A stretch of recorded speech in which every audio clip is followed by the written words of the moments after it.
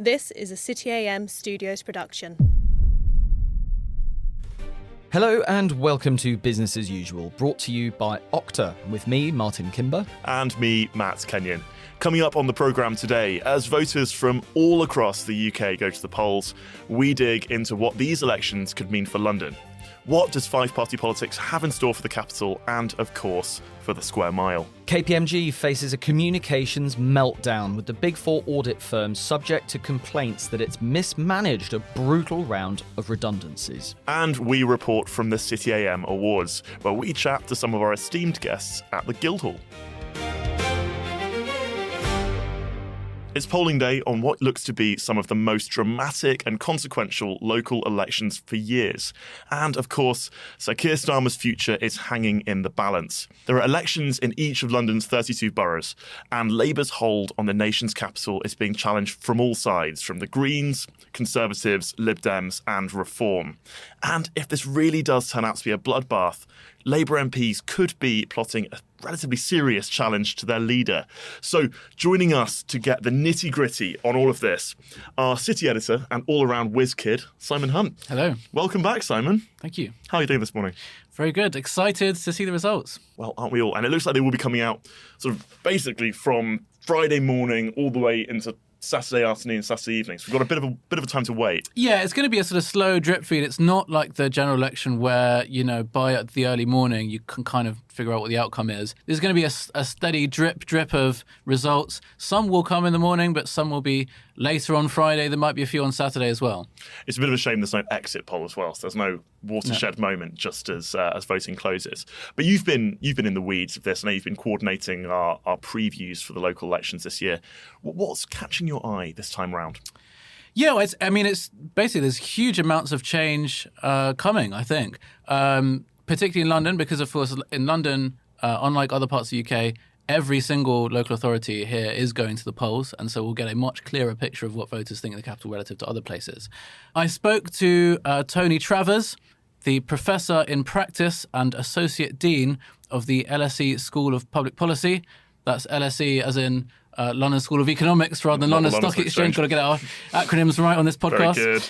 And he's very much a sort of top London politics guru. He's a kind of the John Curtis of the capital, if you will. And so I asked him a bit about what he thinks about today's local elections. And he emphasised the scale of the challenge to Labour in London. At the moment, they control the majority of boroughs in the capital, but they face the dual threat from the Greens on the left, particularly in the sort of centre of London, and Reform from the right in the more suburban parts. And there could well be a number of councils that end up with no overall control following these local elections.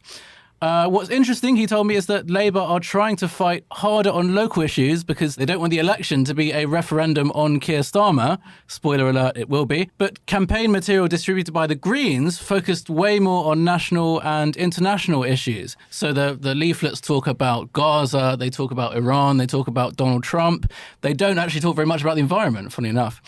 But I also wanted to know, what will the election results mean for businesses? And Tony Travers had an alarming prognosis for the future of house building and construction in the capital. Let's have a listen. Coalitions are going to be harder to form than in the past. And that then in turn means it's harder to make difficult decisions, and particularly, very important for business, a risk that anti-development voices become louder because, it's easy to win popular votes by opposing development, much less easy to win them by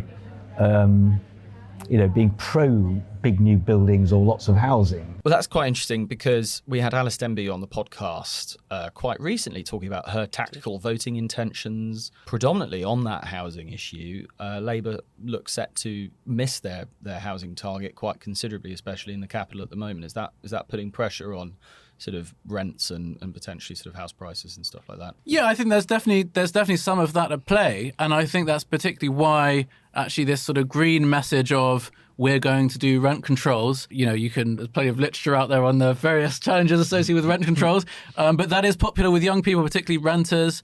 in a city parts of London where rents are very high relative to, entry-level graduate wages. It is odd that the Tories and the Greens seem to have completely swapped places, because I recently, this morning, saw an Instagram video from a potential Conservative candidate whose top policy seemed to be to protect Greenbelt.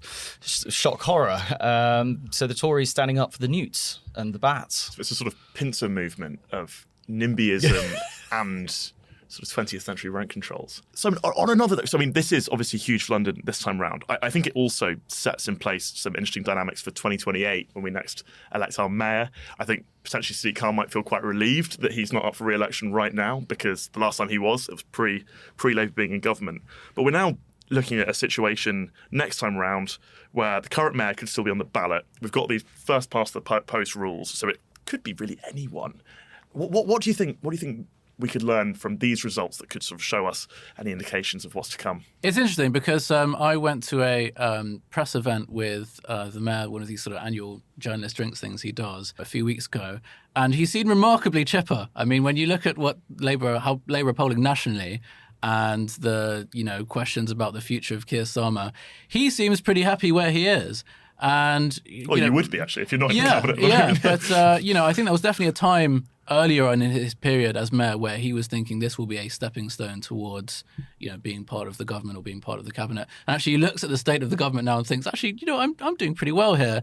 And so I wouldn't rule out the prospect of him having another term in office. The question will be the calibre of the candidate that is put against him. Well, that's okay. Could he beat Zach Polanski if he was the candidate? Well, there's that, and there's also a question about who the Tory candidate would be. Kemi Badenoch, in her interview with Christian May the other day, said that they are paying an awful lot of attention to Conservative candidate selection for this time around, in presumably a hope that they can improve on Susan Hall from last time, but. Yeah, I mean, if that's possible. Simon Hunt, just for time reasons, we're going to have to wrap up there. Thank you very, very much for coming in. Coming up after the break, communications carnage at KPMG and a dispatch from our very own City AM Awards from the Guildhall. Don't go anywhere. This episode is brought to you by Okta. AI agents are everywhere now, quietly making decisions across organisations. That's great until you stop and think, who's in charge? If you don't know who an agent is, what it's connected to, or what it's allowed to do, you can't really trust it to act in your interests. That's the bit Okta focuses on. They secure the identity of AI agents, so there's one clear layer of control across the whole system. Which means every agent has a clear identity, permissions, and a line of accountability, even as things scale. Risk becomes something you manage, not guess at. Secure every agent, secure any agent. Okta secures AI. Welcome back to Business as Usual. Now, getting made redundant is always grim, but the consultation that's currently ongoing at KPMG appears to be particularly brutal. Employees are complaining of a mismanaged process, in some cases finding out via the media that their job has gone. City AM understands there is widespread frustration with the firm over how it is handling a round of job cuts, as the professional services sector grapples with a widely changing economy and some of the toughest comms situations a company can face. Our professional services editor, Maria Ward-Brennan, broke the story, and she joins us now. Welcome, Maria. Hello. Give us a bit of an insight into what's going on over at KPMG at the moment. Yeah, so it seems to be a little bit of a mess for, ironically, one of the smallest of the big four firms. But yes, so obviously it got announced the fact that there are going to be job cuts, nearly about 500. But it seems that when they got one email in one section of the company in terms of their advisory, they weren't actually told that the audit were also up for redundancies as well. So they were finding out through some of the media sources that actually a lot more jobs are going than they initially thought via their emails. Internal comms sides.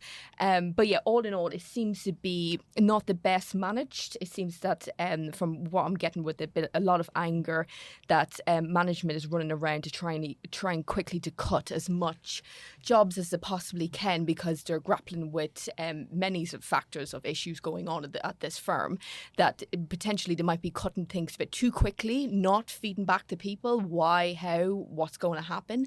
And then people are just sort of showing up to work work and just wondering what's going to happen the next day, it seems. Because you mentioned in your story that some people who could be on the line are people who got promoted Yes. within the last year. What's going on there? Yeah, so when I was on a deep dive down LinkedIn, which ironically a few people actually have their looking to hire switched on. The open to work. Open to work. It's very bold. Very bold, but in a climate like this. I can imagine. But if you're running against a lottery, and it's all graded, because a lot of them are going through the consultation point at the moment, but particularly on the audit side, they're going to be graded. So if they think I mightn't pass this, I'm going to probably lose my job, they may as well try and get out there a bit quickly. But yeah, judging, I was the more I went onto people's profiles, I was like, oh, actually, you're only in this job 6 months. You only got promoted 6 months ago, and with LinkedIn, it means 5 months. So because I was that month behind. So yeah, it's a bit of a slap in the face to these people who thought, oh well, this is all great, I've been promoted at my job, and now potentially it's all going to be gone really from them. Do we know if these people are being sort of well remunerated on their way out? No, I've had a source sort of state to me that it's going to be very much by the books in terms of what they can legally offer Legal people. minimum. The legal minimum, it seems to be, rather than actually. But again, if you're letting 500 people go because of cost problems, I don't think the firm is going to be offering out big packages. Very much a bronze handshake. Yes. It feels like a particularly kind of egregious comms mistake when you are literally a management consultancy. Your job is to manage stuff. Yes, but again, I had someone speak to me on this the other day that it is very, very difficult when we say that, and obviously that is our job to obviously advise other people, but part of that is actually not communication. Communication is not one of their sort of strategies. HR is not one of their departments, or PR is not one of their departments, I must say. But if someone pointed out the other day, like, these are big beasts. These are big companies that hire a lot of people in this city, and obviously all ages. And there's a lot of people who get their news from different sources, but they mightn't click on open up emails. They mightn't. It might be a bit difficult to try and keep your workforce as informed as you possibly can. When I can imagine a lot of the internal comms don't probably actually know what's going on themselves. Well, that's something that's striking about this story as well, is it does seem to be really up and down the organisation. I know you were talking about to us on our opening episode last week about equity partners as well at various Big Four firms. What does this tell us about management consultancy and the Big Four? Like, how worried should people in the sector be? I think they all are very worried, and I think if you speak to any consultants, and which I have, they are concerned, because it's AI from one side, it's tough competition from the other side as well, but it's also AI competition as well, because there's a lot of these consultancy firms setting up as 1 or 2 firms that are doing a lot better than they would like years ago, because they have the best tech behind them.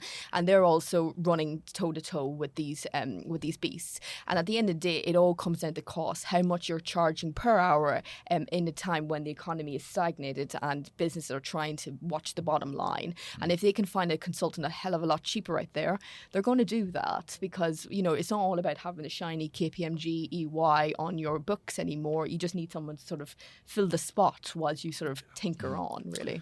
Professional Services Editor Maria Ward-Brennan, thank you very much for coming in, and to everyone who is losing their jobs in that particular company and across the industry, we wish you well.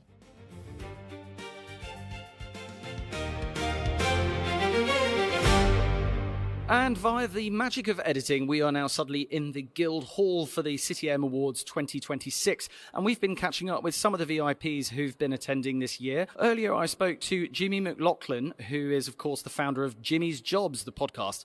And I began by asking him, as a judge of the CityAM Awards, what he's been looking out for in the candidates this year. Well, we have been judging them on their ambition, how much they've scaled over the last few years. And that was one of the things that really struck me, was a lot of these businesses have been founded in the last 5 or 6 years.